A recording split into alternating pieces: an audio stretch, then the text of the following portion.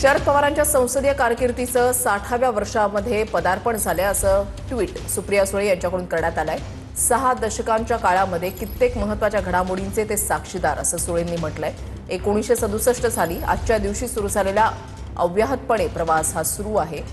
जनतेने त्यांच्यावर अलोट प्रेम केलं, प्रचंड विश्वास टाकला असं ट्विट सुप्रिया सुळे यांच्याकडून करण्यात आलंय। सुप्रिया सुळेंनी केलेलं ट्विट आपण पाहूयात। पवार साहेबांची संसदीय कारकीर्द आज 60व्या वर्षामध्ये पदार्पण करत आहे।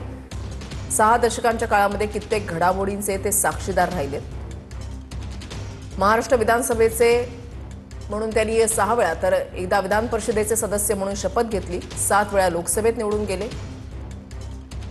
2 वेळा त्यांनी राज्यसभेत प्रतिनिधित्व केलं। 1967 साली आजच्या दिवशी सुरू झालेला हा अविजित प्रवास आजही अव्याहतपणे सुरू आहे।